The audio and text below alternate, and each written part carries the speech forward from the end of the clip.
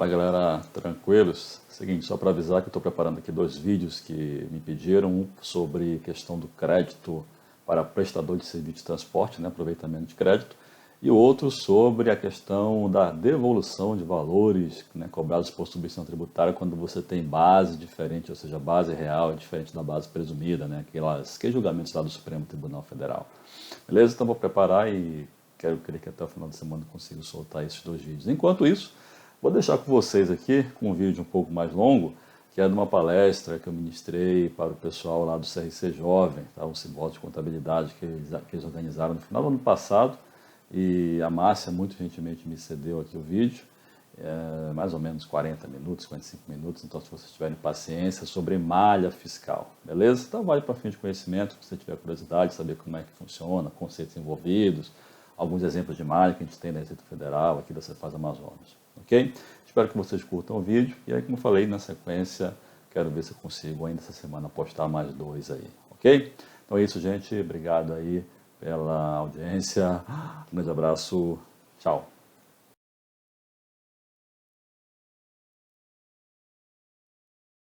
Do tributo é a obrigação de se quitar esse tributo. Tá? Enquanto que a obrigação tributária acessória, não.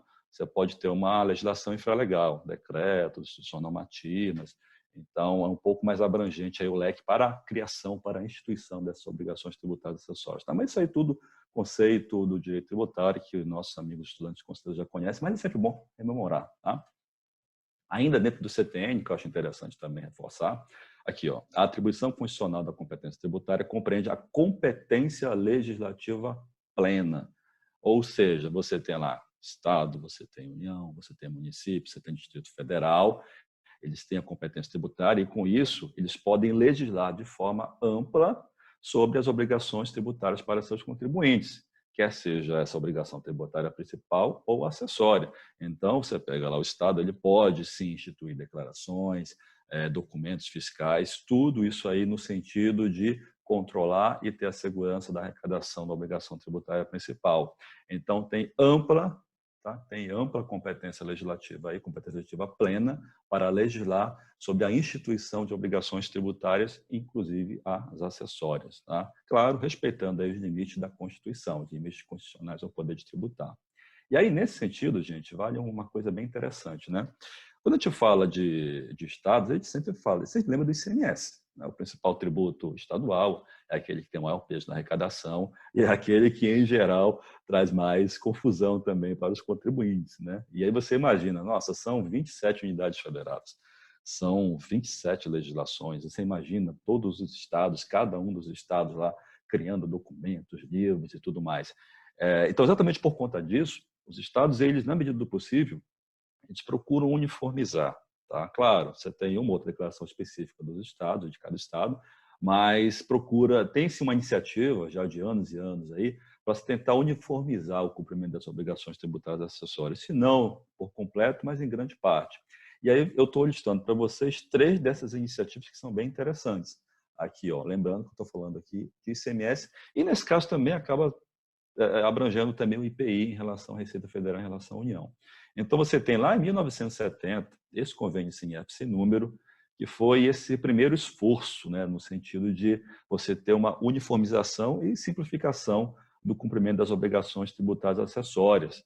Então, os estados se reuniram junto com a Receita Federal e estabeleceram ali quais os documentos e livros fiscais que os contribuintes deveriam emitir relativos ao IPI da União e o ICMS, na época ICM, né, dos estados. Então, lá em 1970 já teve essa iniciativa, para que você não tivesse cada estado, né, e mais a Receita Federal, mais a União, estabelecendo livros à parte ali para os seus contribuintes. Então, se teve esse primeiro esforço, definiu-se lá a relação dos livros e documentos que os contribuintes do IPI e do ICMS deveriam emitir, e isso valendo para todos os estados e também para a União, no caso a Receita Federal, no tocante ao IPI. Tá?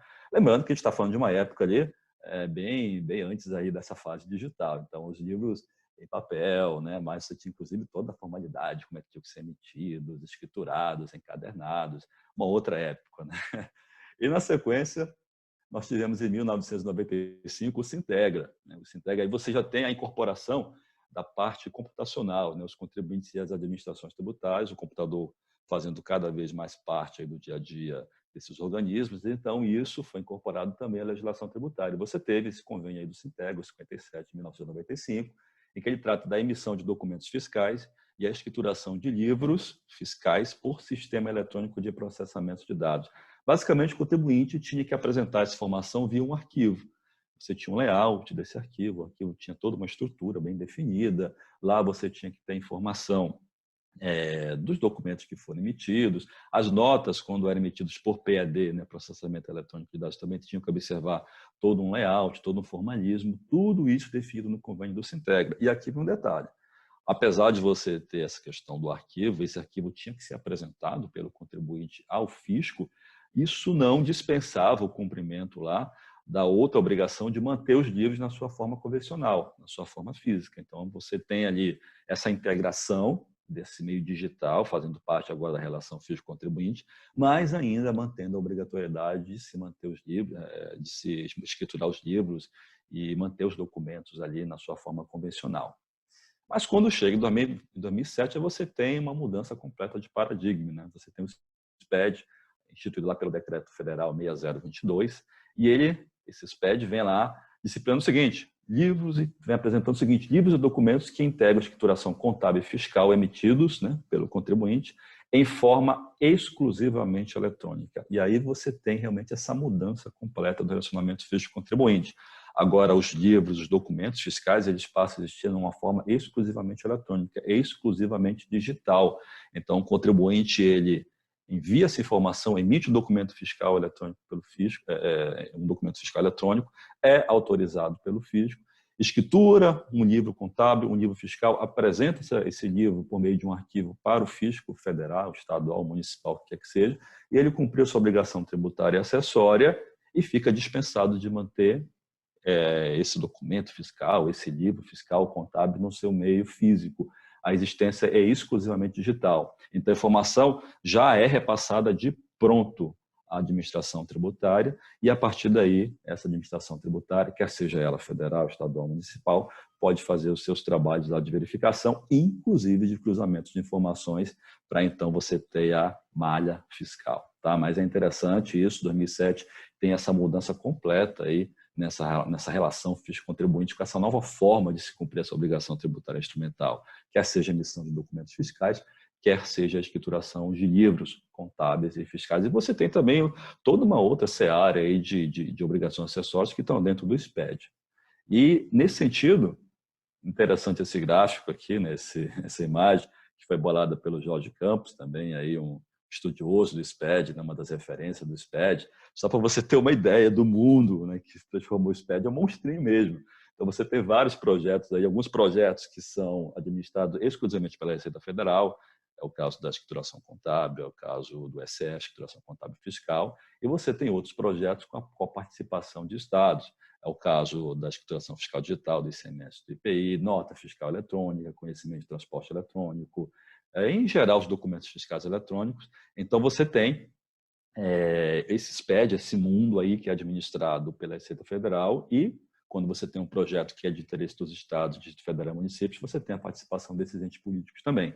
Então, aí, não se assuste, é isso daí, ainda tem outros projetos sendo engendrados, mas essa é a nova realidade. Tá? A nova realidade, aí, quando se fala obrigação tributária acessória, o seu cumprimento é via SPED.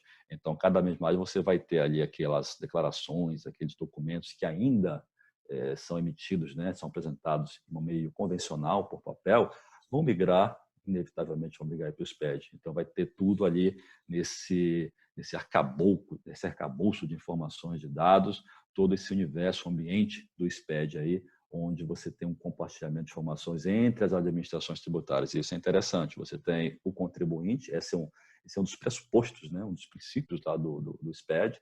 Você tem os contribuintes apresentando suas informações em meio digital, e essa informação ela deve ser compartilhada a quem de interesse, né? A União, por meio da Receita Federal, compartilhando informações com os estados, com a Secretaria de Fazenda, com os municípios, e vice-versa. A ideia é simplificar e racionalizar para que o contribuinte não precise ficar apresentando 2, 3, 4, 5 vezes a mesma informação para entes distintos, quando você já tem ali um ponto, né, essa base de dados que contém essa informação, ela pode simplesmente ser pinçada lá a quem de interesse. Ok, gente? Então, pronto. Dito isso, vocês, quem não conhecia o SPED, está aí, muito bem apresentado. Tá? Dito isso, conhecendo essa nova realidade, vamos aqui tratar da malha fiscal, né? Algumas definições acerca da malha fiscal. E, às vezes, eu vou conversando com contribuintes, com alunos, e fico, mas Alain, malha fiscal, assim, isso sai do nada, resolveram fazer. Bem, desde que o mundo é mundo, né? Desde que as administrações tributárias, no sentido de ter o controle aí da arrecadação, elas recebem essas diversas informações de várias fontes, você sempre tem esse objetivo aí de fazer este cruzamento, uma circularização, se for o caso, para comprovar que a informação prestada pelo contribuinte ela está correta ou se tem algum problema, alguma inconsistência que pode ser sanada ou tem que ser verificada com mais atenção. Tá? Mas ainda assim, você tem também algumas definições até do ponto de vista legal. Então, olha só, você pega lá no site da Receita Federal, né? Você tem uma definição do que é a malha fiscal do imposto de renda da pessoa física, que talvez seja uma das mais conhecidas, né? A tal da malha fina. Então, tem essa definição, né? Tem esses esclarecimentos lá no site da Receita Federal, para quem tiver interesse. Ali, ó, todas as declarações de ajuste anual do imposto de renda da pessoa física são verificadas eletronicamente pelos sistemas internos da Receita Federal. E isso, nessa verificação, também são consideradas informações de terceiros. Então, você foi lá, declarou uma despesa médica, vai checar se o seu médico, se ele também declarou que recebeu esse valor. Né? Você pagou um psicólogo, pagou uma escola, tudo isso é checado. Então, está aqui a Receita Federal dizendo, olha, tudo que você informa no seu imposto de renda, a gente vai checar, a gente vai fazer um batimento, vai cruzar, inclusive com informações prestadas por terceiros, tá? O seu imposto retido na fonte, você que tem outra fonte de renda, vai lá, dá uma aula, uma palestra remunerada, um treinamento. Se você não declarar isso na Receita, sua fonte pagadora vai declarar e aí você vai ser malhado. Tá lá, ainda continuando. Havendo divergência entre o que consta na declaração e a prestada por terceiros, o sistema vai separar para fazer aquela análise um pouquinho mais detalhada, não é isso? Ver lá o que tem, o que tem de estranho. A declaração de imposto de renda é retida em malha fiscal, né? É retida em malha fiscal, ou, como é tão conhecido aí popularmente, cai na malha fina. Então é isso. Aqui, uma malha que é muito bem conhecida, né? A malha fiscal, a malha fina do imposto de renda, tudo que você informa lá na sua declaração de imposto de renda, a Receita Federal vai lá e vai verificar, vai checar com outras fontes, suas fontes pagadoras, seus médicos, suas escolas, seu dentista, enfim, tudo que você declara, tudo aquilo, todos os pecados vão ser checados, ok, gente? Ainda nessa linha aqui das definições. Só que é interessante, olha só, está no portal do governo federal, mas trata da malha fiscal do Distrito Federal. É bem interessante isso. Então, lá, malha fiscal pessoa jurídica consiste no cruzamento de dados existentes nas bases de dados da Secretaria de Estado da Fazenda do DF para identificação de irregularidades e inconsistências dos contribuintes do ICMS e do ISS do Distrito Federal. Então, aqui o governo federal colocando essa definição da malha fiscal da pessoa jurídica, dizendo que, olha, você, contribuinte do ICMS, e no caso do DF, que tem a competência cumulativa, né, tem os dois impostos, ISS, você prestou alguma informação aí, essa informação ela é verificada com outras bases, inclusive com terceiros, se for o caso, identificando-se que tem alguma inconsistência, que tem algum erro, né, que tem alguma irregularidade, você vai cair na malha fiscal. E aí, nesse caso, vai ser, inclusive, notificado aí para prestar esclarecimentos, corrigir a informação. E, nesse sentido, já que a União, né, no governo federal falou dessa malha fiscal aí do DF, aqui, ó, lá a Secretaria de Fazenda do Distrito Federal, Instituição Normativa 3 de 2016, essa instituição define os parâmetros e as diretrizes da malha fiscal do Distrito Federal. Então, lá eles têm Sistema de Gestão da Regularidade Fiscal. É bonito, é pomposo o negócio. Sistema de Gestão da Regularidade Fiscal, ou, no popular, malha fiscal, destinada a integrar os procedimentos de verificação quanto à consistência das informações econômicas fiscais próprias ou obtidas de terceiros. Então, é o sistema do DF recebendo as informações do contribuinte, dos seus contribuintes, né, ICMS e ISS, recebendo as informações de terceiros também e fazendo aquele batimento para verificar se a informação prestada pelo seu contribuinte está ok, se ela está válida, se ela está correta. Se não tiver, está lá. Os resultados vão ser disponibilizados aí ao contribuinte para que ele faça análise, corrija se for o caso, ou então pode questionar, né, assegurado ao contribuinte o direito aí de peticionar administrativamente e questionar, se for o caso, o resultado dessas malhas. Mas aí, Ana, e o Amazonas? Você está citando aí União, você está citando DF, o Amazonas não tem nada? Óbvio que tem, gente. Aqui não é casa de ferreiro espeto de pau, não. Tá, gente? Está aqui, ó, Secretaria de Fazenda do Amazonas, lá de 2012, resolução GC faz. A malha fiscal da Secretaria de Fazenda do Estado do Amazonas consiste na verificação das declarações prestadas pelo contribuinte, bem como no cruzamento dessas declarações com os registros armazenados por outros sistemas administrados pela Cefaz. Então é isso, meu amigo. Nossa malha fiscal pega tudo. Você mandou FD, a gente vai checar lá com desembaraço, vai chegar com dia, com DAI, com conta corrente. Você emitiu um documento fiscal, uma nota fiscal eletrônica, um conhecimento de transporte, vai ser checado também com toda essa base de dados que hoje nós temos, essa massa de dados que a Secretaria de Fazenda tem. Okay? O contribuinte incluído em malha fiscal tem até 30 dias, olha só, contados a partir do alerta. E aí eu sei que deve ter, não sei se a maior parte é estudante, mas também deve ter quem já atua aí no meio profissional. Você tem aquele pavor, né? Você acessa lá o domicílio tributário eletrônico da Cefaz e aí dispara aquela coisa vermelha lá, alerta fiscal, aí começa a listar as inconsistências. Mas é isso, olha só, listado inconsistência, tem esses 30 dias, é o que está na resolução 16. Obviamente, esse tempo, a Cefaz, ela vai administrando, né? Em alguns momentos, ela realmente aplica esses 30 dias, em outros, ela deixa até prorrogar um pouco mais. Mas está lá a resolução 16 de 2012, estabelecendo aí 30 dias para a correção das inconsistências apontadas. O recolhimento espontâneo integral do débito, se for o caso, né? Se a inconsistência referir-se aí a uma falta de pagamento, uma insuficiência de pagamento da obrigação tributária principal, né? Ou a regularização da obrigação acessória resultará na exclusão do contribuinte. É como você regulariza a sua situação. Você está devendo, foi pego na malha, vai lá e paga.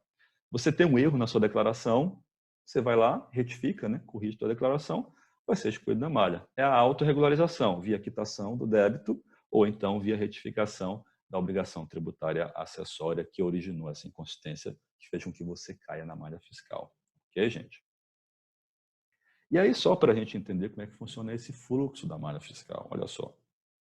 Você, contribuinte, está lá no seu dia a dia, né, fechando lá, fazendo seu fechamento fiscal, e aí vai, emite documento fiscal, apresenta a declaração física, escritura de livros fiscais, manda o arquivo da FD, da ECD, isso aí chega na administração tributária. Aí você, ufa, beleza, acabou, cumpri a minha obrigação. Rapaz, é aí que o negócio começa. A administração tributária recebeu essa tua informação, vai processar essa informação e vai fazer o cruzamento de dados. Aqui que a brincadeira vai iniciar, aqui começa o trabalho pesado. Tá? Vai verificar a consistência das suas informações prestadas. Se, por acaso, verificar que tem algum problema, alguma irregularidade ou um indicativo de irregularidade, uma inconsistência, vai notificar o contribuinte, vai alertá-lo, no nosso caso aqui, né, vai disparar um aviso, lá, um alerta fiscal no domicílio tributário eletrônico do contribuinte, apontando, olha, na checagem aqui da nota fiscal eletrônica, da FD, foi verificada essa inconsistência, essa irregularidade, corrija. Né? Então, você vai receber essa informação e aí você vai ter as opções. Né? Você vai retificar, pode retificar a obrigação tributária acessória que originou essa malha fiscal, o fato de você cair nessa malha fiscal, ou, se for uma questão envolvendo obrigação tributária principal, o pagamento do imposto em si, você vai lá e paga esse imposto. Né? Você estava inadimplente, vai lá, quita, e aí você vai regularizar a sua situação fiscal. Ok, gente? Então, esse é o fluxo. Qualquer malha fiscal, ela observa esse fluxo. O contribuinte apresentando a informação, cumprindo a sua obrigação tributária acessória, quer seja emissão de documento, apresentação de declaração, escrituração de livro, a administração tributária, Receita Federal, Secretaria de Fazenda, CEFIM, CEMEF, enfim, recebendo essa informação, processando essa informação, verificando inconsistências e irregularidades, notificando o contribuinte, informando ao contribuinte que ele que a sua obrigação lá ela apresenta uma inconsistência, a sua obrigação cumprida apresenta uma inconsistência, dando oportunidade para que ele proceda a sua autorregularização. Esse é um termo que você tem que fixar. Autorregularização. Antes de iniciar uma ação fiscal efetiva, que vai redundar numa aplicação de multa, né, de penalidade pecuniária. Então, você pode se antecipar e, com base nessa informação que a administração tributária te fornece, já vai lá e corrige. Estou devendo? Vou lá e pago. Apresentei FD com erro, apresentei a dia com erro, vou lá e regularizo, retifico. Não, eu não concordo. Eu não acho que tem nada errado. A Cefaz, a Receita estão malucas aí, colocaram uma inconsciência que não existe. Eu posso reclamar administrativamente? Claro que pode, direito de petição, gente. Você pode também. Então, se você entende que não cabe a retificação da obrigação lá acessória, nem cabe pagamento da obrigação tributária principal, que está sendo acusado em malha, você sempre vai ter o direito de petição administrativa. Você pode recorrer, sim, à administração, entra com processo e, obviamente, vai ser analisada essa tua petição, os teus argumentos vão ser verificados. Se você tiver razão, você tem que ser excluído da malha. Se você não tiver razão, bem, exerceu o direito do famoso juris expediente, né? Você pode questionar, mas se os teus argumentos não forem procedentes, então, nesse caso, você vai continuar malhado e aí você vai ter que fazer a retificação ou o pagamento de tributo. Não tem jeito. Ok, gente? Então, esse é o fluxo da malha fiscal. Qualquer malha fiscal observa esse fluxo. E aqui, né, só dando um exemplo de como é que funciona essa questão das malhas fiscais, aqui a malha fina do imposto de renda da Receita Federal. Né? Trouxe aqui um caso, olha só. Foi lá, apresentou, né, o camaradinha foi lá, apresentou a sua declaração, seu imposto de renda, foi processado e, após o processamento, a Receita Federal identificou algumas, digo inconsistências, mas alguns problemas ali e alerta o contribuinte. E aí eu tenho certeza que algumas pessoas devem estar curiosas. Alan, essa declaração de imposto de renda, de quem é? É sua? É minha, gente. É minha, sim. Tá? Então, veja só. Foi processado, apresentei, tem despesas médicas, todas as despesas médicas declaradas devidamente comprovadas, tá? Com recibos, com notas fiscais. Só que a Receita Federal recebeu essa informação. Eu declarei que paguei. Né? Isso é uma despesa dedutível. A Receita Federal recebeu essa minha informação e foi checar. Tá, você disse que pagou. Mas, e o camaradinha lá? O médico, o psicólogo, o dentista, a escola, enfim. Ele recebeu isso, ele declarou que recebeu, e aí esse é o problema. Tá? Então, você tem essa circularização das informações. Aqui eu presto, e aqui, ou no caso aqui, né, os dentistas, médicos, prestam ou não prestam. Ué, então, identificou nesse caso que eu estou declarando que eu paguei, e muito provavelmente o médico, o psicólogo declarou que não recebeu. Né? Ou seja, não declarou. Então, a Receita Federal agora quer saber, você pagou, não pagou, o camarada recebeu, não recebeu. Eu tenho a comprovação de tudo que eu paguei e, obviamente, vou comprovar isso, vou apresentar. E aí, nesse caso, a Receita Federal passa aí vai acionar a outra parte. Olha, está aqui, tem recibo, tem nota fiscal, por que você não declarou? E aí, então, já joga o problema ali para o outro camarada, tá certo? Então, aqui, a malha fina do imposto de renda, acho que tudo já está sendo devidamente verificado aí. E aqui alguns dados que a Receita Federal, algumas orientações que a Receita Federal também presta quando você é notificado aí de que caiu na malha fina. Tá? E olha aqui, o que fazer? Retifica a declaração, se for o caso, informando apenas as despesas médicas devidamente comprovadas, próprias ou de seus dependentes, que não tenham sido reembolsadas e atendam aos requisitos de dedutibilidade. Solicite ao prestador de serviços, inclusive no caso de pessoas físicas, que informe os valores recebidos da Receita Federal, discriminando os CPF dos pacientes. No meu caso, eu não vou entrar em contato com os médicos dentistas. Eu tenho aqui a comprovação e vou apresentar isso à Receita Federal, vou encaminhar a Receita Federal, como eu já fiz, na verdade, e vou aguardar aqui o processamento e, obviamente, os médicos, dentistas, plano de saúde, administradores de plano de saúde, também vão ter que prestar os seus esclarecimentos. Ok, gente? Então, aqui um exemplo da malha, acho que a malha mais conhecida, a malha fina aí do imposto de renda, e como a Receita Federal trata essa questão aí, a notificação ao contribuinte, a informação, né, ao contribuinte de que foram encontradas ali inconsistências e o que ele deve fazer para corrigir essas inconsistências. E no caso da Secretaria de Fazenda, lá, do Amazonas, que é onde você trabalha, vocês têm malha fiscal lá? Temos malha fiscal, temos várias malhas. Eu vou trazer apenas alguns exemplos aqui para vocês e vou tecer um pouquinho mais de comentários sobre a malha DFD, que é a nossa malha mais robusta. Né? Então, aqui, ó, 3 exemplos de malha que são implantados, estão implantados aí na Secretaria de Fazenda. Limite de compras do Simples Nacional. Né? Quem é do Simples sabe, né? A Lei Complementar 123 estabelece um limite. O limite lá, ó, você pode comprar até 80% do valor dos teus ingressos, do valor da tua receita. Acima disso, é um indicativo de que você deve ser desenquadrado de ofício. Claro, você pode justificar. Não, é porque eu comprei um ativo imobilizado, eu estou formando estoques. Isso você pode justificar, mas de cara, essa é a regra. Né? Se as tuas compras ultrapassarem 80% da tua receita, isso é um indicativo de que você deve ser excluído de ofício do regime do Simples Nacional. E a gente faz esse batimento. Como é que a gente faz esse batimento? Pega a nota fiscal de entrada, ou seja, as tuas compras, as tuas aquisições, e confronta com o faturamento, com a receita declarada no PGDAS.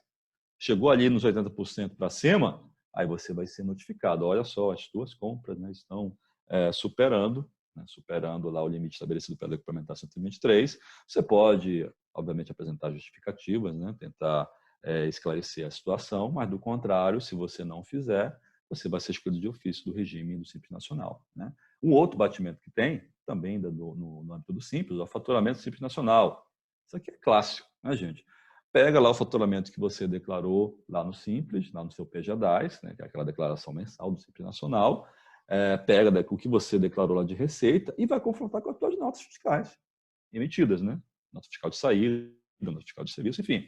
Vai confrontar, simples assim. E aí você vê, olha, você declarou no PGDAS valor X, e aí pega lá as suas notas fiscais, tem valor 2X, e também, olha isso interessante, também com operações de cartão de crédito e débito. A Secretaria de Fazenda recebe essa informação das administradoras e vai lá e confronta notas fiscais emitidas, operações de cartão de crédito e débito, vê somatório, confronta com a receita que você informou lá no seu PGDAS. Se não bater, meu amigo, esclarece aqui essa situação. O que aconteceu aqui? Ou então você pode ir lá e retifica o teu PGDAS e paga lá a diferença do Simples Nacional em virtude dessa informação que não compôs lá no teu PGDAS originário, tá? Então tá aí, você tem essas duas margens do Simples. Um outro que a gente tem também, bem específico aqui do Amazonas, de respeito ao ICMS antecipado da indústria incentivada, tá? Sem entrar muito em detalhes, mas a indústria incentivada, em regra, só lembrando, né, quando você adquire mercadoria de um outro estado para industrializar ou comercializar aqui no Amazonas, nós cobramos, a Secretaria de Fazenda do Estado cobra uma parte antecipada do imposto devido na saída. Se você é indústria incentivada, via de regra, você é dispensado, você não paga esse imposto antecipado. Só que a Secretaria de Fazenda tem um laudo técnico de inspeção, que é aquele que a indústria ela solicita à CEPLAN, né, no caso hoje a SADECT, né, para fazer jus aos incentivos fiscais. Ele tem um prazo de validade desse laudo. Se for verificado que esse laudo ele perdeu a validade, não está mais válido, então aquele benefício que você tinha na entrada de não pagar o antecipado, você vai lá e vai cobrar de você. Ok? Então, uma outra malha que a gente tem, pegando esse laudo técnico que é emitido pela CEPLAN, né, pela SADECT, enfim, verifica com a nota fiscal de entrada se na época do desembaraço, né, do procedimento de desembaraço, quando a mercadoria chega aqui no estado do Amazonas, se a essa época o contribuinte possui um laudo técnico de inspeção válido, né, com a validade ainda em dia. Se tiver, se for indústria incentivada, ok, continua com a dispensa antecipado. Se não tiver com o LTI, o laudo técnico válido, no período de validade, então perdeu os incentivos ou eles estão suspensos, né, pelo menos. Nesse caso, não faz jus a essa dispensa, vai ter que quitar. Tá? Então, aqui, 3 exemplos simples de malha que a gente tem. E a nossa malha mais robusta, né? Essa aqui, eu até encho o peito para falar, né? A malha da FD, né? A malha da escrituração fiscal digital do ICMS do IPI, o arquivo da FD que você manda todo mês até o dia 12 do mês subsequente. Tá? A FD hoje é a principal declaração do contribuinte aqui do Estado do Amazonas, do contribuinte do ICMS. Lá você tem todo o movimento desde entradas, saídas, apuração, né? SIAP, no caso do ativo permanente, inventário, estoques, enfim. É ali que você tem o movimento econômico fiscal do contribuinte.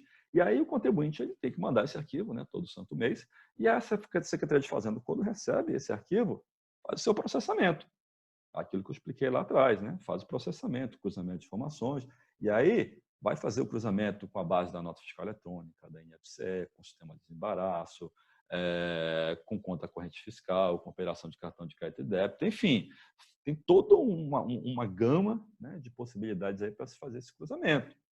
E aí, com base nesse cruzamento, a Secretaria de Fazenda, identificando alguma inconsistência, alguma irregularidade, vai e notifica o contribuinte via alerta fiscal, nem informa, na verdade, o contribuinte que você incorreu em alguma inconsistência, detectada inconsistência no seu arquivo e que você deve corrigir essas inconsistências. E aqui, né, para não me alongar muito, eu trouxe apenas alguns exemplos, né, alguns eventos, né, esse é o nome que a gente usa lá internamente, eventos de malha. Eu trouxe aqui alguns exemplos de malha da FD, só para vocês terem uma pequena noção do que é verificado quando o contribuinte apresenta o seu arquivo da escrituração fiscal digital. Olha só, A primeira e mais clássica, né? Omisso, é o camarada que não mandou. Ele tem até o dia 12 para mandar. O secretário de Fazenda chegou no dia 12, pegou 0h01 do dia 13. Foi lá e viu, olha, tá aqui, ó, essa inscrição, esse contribuinte não mandou. Cai na malha, tá omisso. FD zerada, essa é clássica também. O camarada disse, olha, eu não quero ficar omisso, vou mandar o arquivo. Sem nada, só para eu cumprir a obrigação e cumprir o prazo. E aí recebeu, você faz receber essa informação, recebeu o seu arquivo, vai verificar que você tem nota emitida naquele mês, você tem nota de entrada também, que você devia escriturar. Aí, meu amigo, você também vai cair na malha. Tentou fugir de um lado, mas caiu no outro. FD zerada, tinha que ter informação, você não prestou, então, nesse caso, vai ser malhado.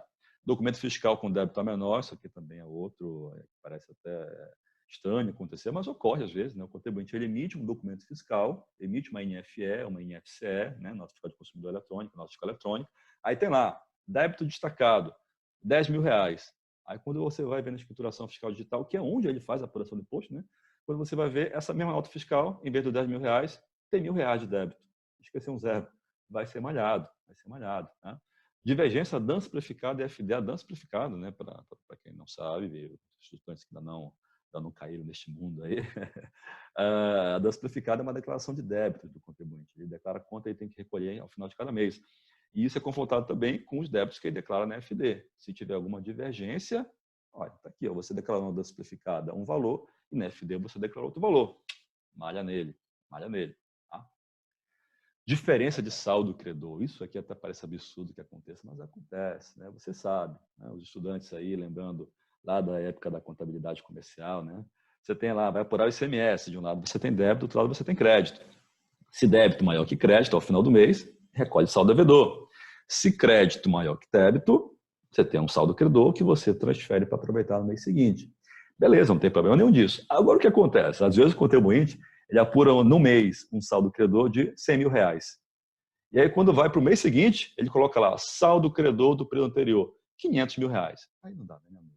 Tá? Isso acontece. Então, também tem essa malha, comparando o saldo credor que você informou no mês com o saldo credor que você está abrindo no mês seguinte. Ok? Documento fiscal em duplicidade também. Às vezes o contribuinte, por algum erro, ele escriturou no mês do documento fiscal e aí em mês subsequente vem escritura novamente, você faz uma varredura dessa base da FD e verifica e notifica esse contribuinte, olha, tem um mesmo documento escriturado 2 vezes, vai lá e diz qual é o mês que está correto. Outros créditos genéricos, aqui rapidamente, isso aqui é bem específico da FD, né? O contribuinte, na sua apuração, ele pode usar, você tem os créditos pelas entradas, mas você pode ter outros créditos, ativo imobilizado, energia elétrica, o pagamento de ICMS antecipado, pagamento de ICMS exportação, isso tudo é crédito que você pode utilizar na sua apuração. E quando a gente fala de FD, cada crédito fiscal do contribuinte ele tem que ser devidamente identificado. Né? São códigos. Códigos identificam o tipo de crédito que ele vai utilizar, que ele quer apropriar. E quando ele vai na apuração, ele tem que formar o código específico. Tem esse código genérico aqui, ó, AM029999, outros créditos. Se ele colocar esses outros créditos, aí já era, meu amigo. Aí a caixão vai ser notificado, olha, você não pode. Você está tomando crédito? Tem que dizer qual é esse crédito especificamente, qual é o código relativo a esse crédito. Se você colocar um genérico, você vai cair na malha. E esse aqui, código de item, que é o que está na crista da onda, né, ter tirado o sono de algumas pessoas, aí, de alguns contribuintes, não sei porquê, é o tal da malha do código de item. Só que é o seguinte, você emitiu toda a mercadoria, isso é desde sempre, né?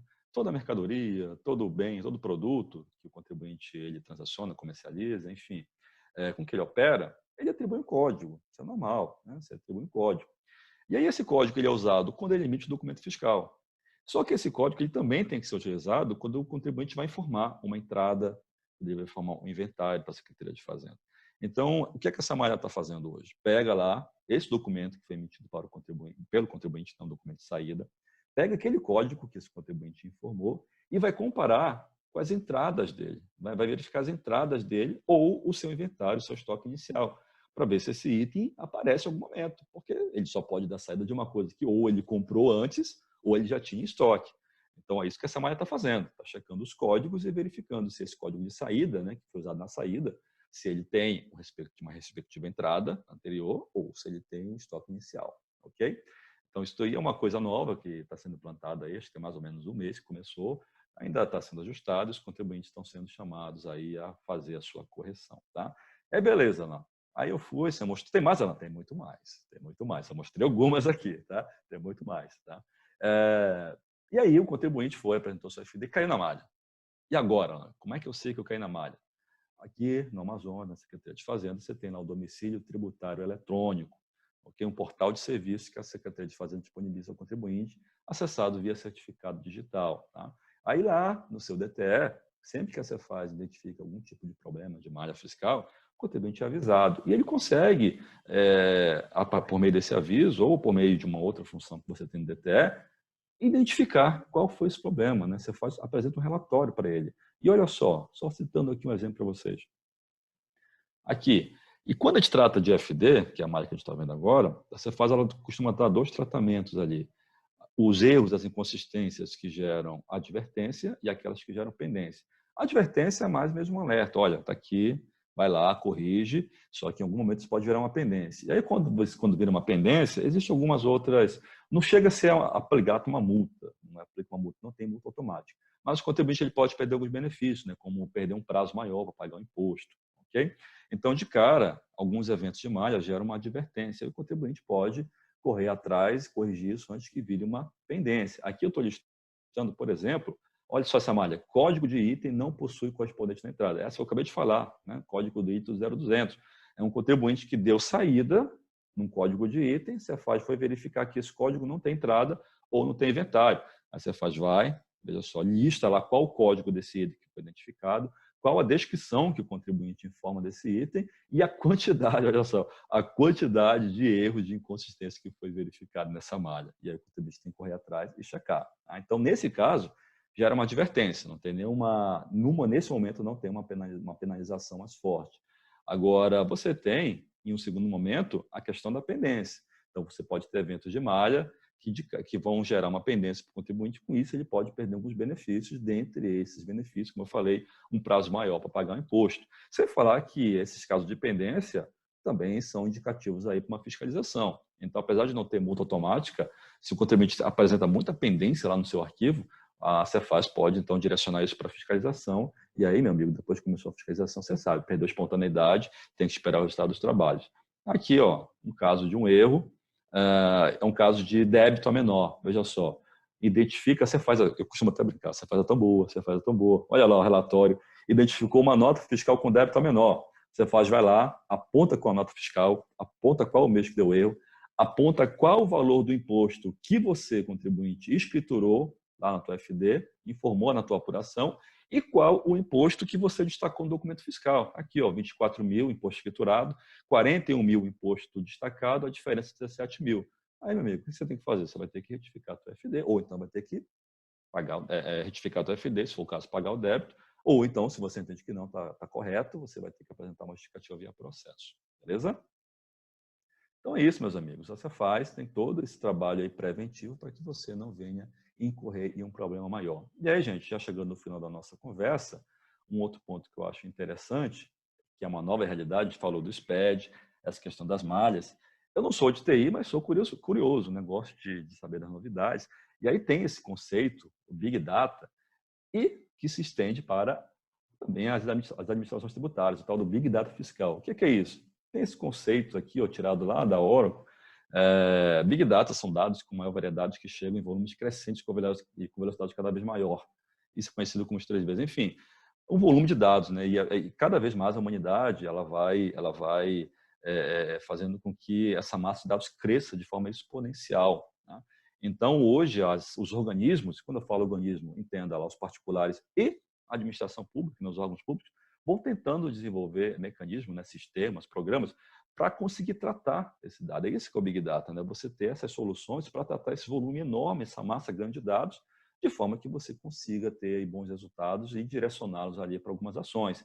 Como não poderia ser diferente, você tem o poder público utilizando soluções de Big Data. E aqui eu chamo a atenção para um decreto federal de 2019, esse decreto 10.046, olha só. Dispõe sobre a governança no compartilhamento de dados no âmbito da administração pública federal. E aí esse decreto institui o cadastro de base cidadão, que, dentre outras finalidades, tem lá, olha, facilitar o compartilhamento de dados cadastrais do cidadão entre os órgãos da administração pública e realizar o cruzamento de informações das bases de dados cadastrais a partir do CPF. Então, qual a ideia do governo federal? É você ter lá uma grande base de dados, você tem vários sistemas lá que tratam isso, Big Data, né? E isso, via CPF, você compartilha, no caso da Administração Pública Federal, compartilha entre os seus diversos órgãos. Então, você pega lá a Receita Federal, né, pegando informações do TSE e vice-versa. Então, o Big Data está aí, é uma nova realidade. Né? Pegar essa massa grande de dados, você, de repente, está lá na rede social, você declara que não tem renda tributável no imposto de renda, e está lá na sua rede social, né, ostentando seu jatinho. Então, tudo isso aí pode ser verificado via Big Data. E aí, e a Secretaria de Fazenda lá?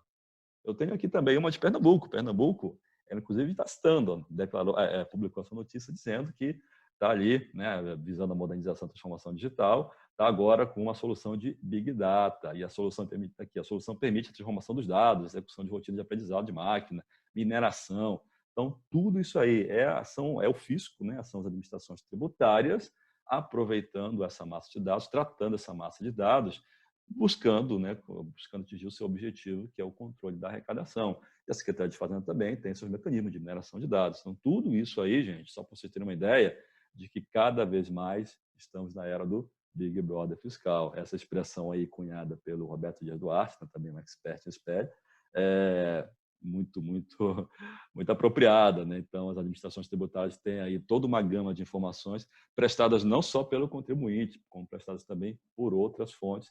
Essas informações são cruzadas e o contribuinte não tem jeito, meus amigos. Você não tem como se esconder, nenhum pecado consegue ser escondido, não.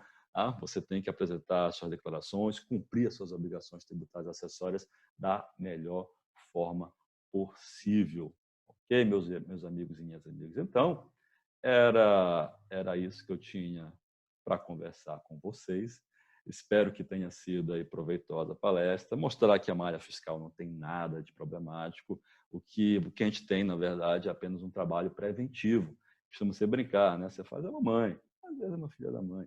Mas, nesse caso específico aí, é fazendo com que o contribuinte possa buscar a sua autorregularização. Tá?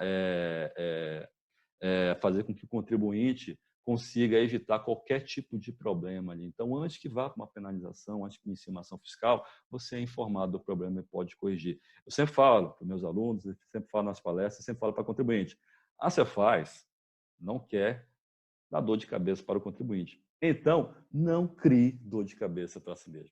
Ok, dona Márcia? Então, de novo, obrigado aí pelo convite. Espero que tenha conseguido passar o recado e fico aqui à disposição se alguém tiver alguma pergunta, se alguma coisa não ficou muito clara. Ok? Tá bom, parei. Cara, Alan, que conteúdo show, que maravilha de palestra. Nossa, a gente está aqui entusiasmado. Conteúdo muito rico, muitas informações. Muito obrigada pela sua contribuição. Queria registrar aqui a presença da nossa amiga Tânia. Ô, doutora Tânia. Ô, Alan, te ver foi maravilhoso, Alan. Gratidão pelo carinho aí. Sempre uma aula maravilhosa. Essa turma do CRC de Manaus são todos meus afiliados, são pessoas maravilhosas. Eu tenho um carinho muito grande, não poderia. Cleverson aqui fez milagre para mim entrar aqui e me conectar com vocês, porque eu tive um problema aí no link. Minha gratidão a todos e gratidão a Deus por você estar aí nos municiando de tanto conhecimento. Alan, quando me ligam perguntando quem é o Papa do ICMS de Manaus, eu não tenho como não referenciar a sua competência, o seu brilho e sua humildade em compartilhar o conhecimento. Muito obrigada.